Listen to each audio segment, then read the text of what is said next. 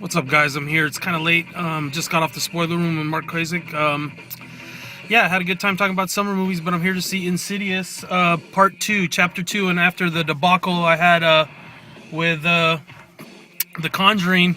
Not that I didn't really like The Conjuring, it was just I didn't think it was as good as everybody else did, so whatever. I'm here to see The Conjuring 2. No, Insidious 2. Yeah, it's almost like two Conjurings, but from different time periods. Does that make sense? Yeah. Same story, different time periods. Get it? I'm tired. Like I said, yeah, can you see the theater out there? Look, it's all shiny. What am I listening to? All right, see ya. What's up, everybody? It's about 12:30. I just got out of seeing Insidious Part 2. You saw the beginning part when I was in the car. So what did I think of the film? And I kind of want to get this done with minimal editing to get it uploaded.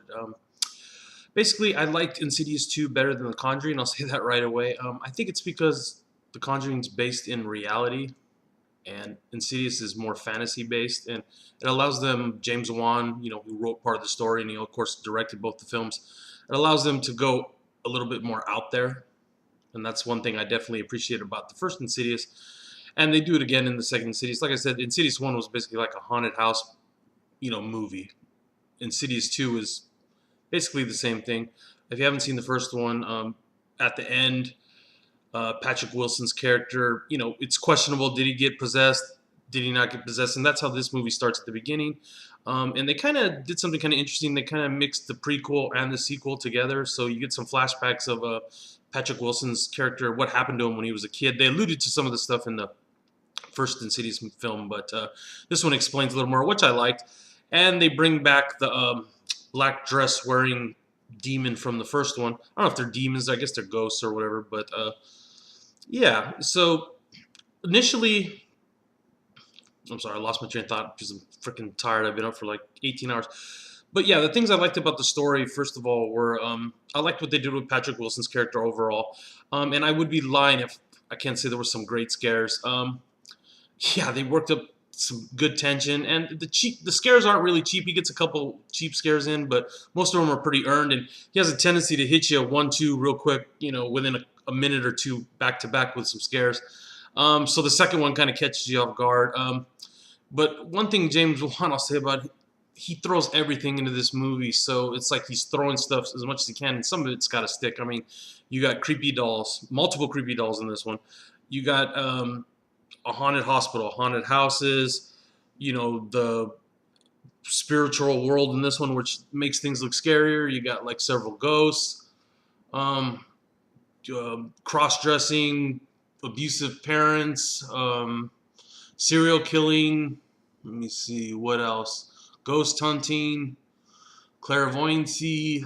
Yeah, a lot of stuff. Whatever, I'm rambling on at this point, but I did like some of the stuff, definitely. I liked the way the ghost hunter characters, of course, bring plenty of comic relief to the whole thing. And that's one thing I did enjoy about the film also, was that it doesn't take itself too seriously. It's not trying to be super serious. The one part everybody was laughing in the theater at is the title sequence. It's just so dramatic when they, put Insidious on the screen. And it's kind of funny when you watch a horror movie with an audience that big. They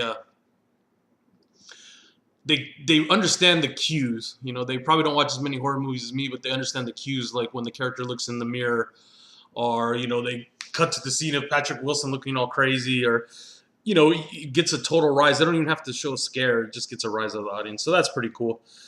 James Wan definitely does some cool stuff, like I said, with the camera in this. Even though at times the camera just gets so shaky, it's a little annoying, but he does some cool stuff panning in and out. I appreciated that a little bit. And, like I said, he has a good theatrical sense of horror. I like his little setups he has, his little, the way the sets look and everything. Pretty cool. But he does overuse the creepy dolls too much. Dead Silence, Saw, Conjuring, this movie. Did Insidious 1 have any? Whatever.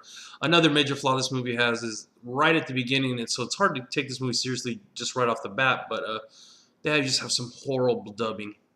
Horrible dubbing, because they have the flashback scenes, so it's one of the characters from the first movie as her younger self, and they dub her with the older self's voice, and it sounded horrible.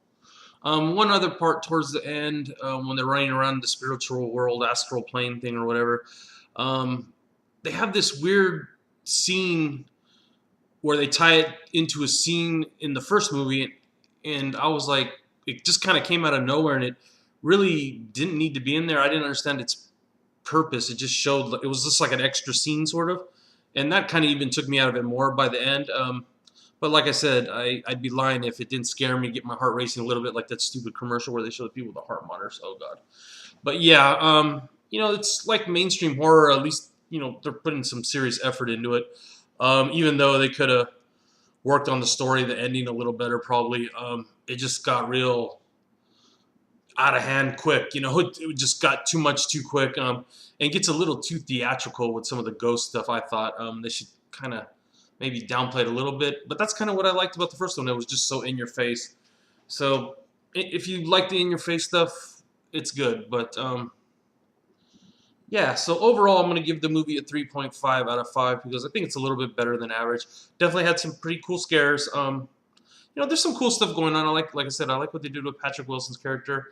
I like the older Ghost Hunter with the dice, if you've seen it. He was pretty cool. And, the camera work, the music, all that stuff's pretty good. I like the way it looks, except for the shaky parts. But, yeah, James Wan. I don't know what your thing is with dolls, but it's a little obvious at this point. It's just too much, too much. And if you've seen the movie, look at the picture above the baby's crib. Pretty sure it's the picture from the promotional artwork from The Conjuring of that tree in the house. Check that out. I don't know if that was like a little Easter egg or something or what. I mean, I'd have to watch, pause the frame to check it out. But that's what it looked like. It looked, because The Conjuring was made before, obviously, Insidious too. And it looked like they had the picture of that over the baby's crib. So if you haven't seen the film and you watch it, notice that. Yeah, decent scares, pretty fun time. The story could have been a lot tighter. They threw a little too much out there, I think. Just a little much, James Wan, a little much. But, obviously you're like the king of horror right now, so I'm going to probably see quite a few more movies like this out of you. After Fast and the Furious. I might actually go watch it because you're directing it. So Fast and Furious 7 or whatever. Yeah, I haven't watched any of them except the first one. So yeah, maybe I'll go watch it, James Wan, since you're involved with it. How are you going to work your creepy doll into that? That's what I want to know. All right, guys. Oh, I'm rambling. It's been 7 minutes, 12:30 now. I'm going to upload this. So tell me what you thought of whatchamacallit down below. Insidious 2. Yeah, I can't even remember. Insidious 2 down below. All right, guys. What do you think they're going to do for the third one? They kind of set it up. It has a cool ending, but I won't ruin that for you. Yeah, what do you think they're going to do for the third one down below? All right, guys. See ya.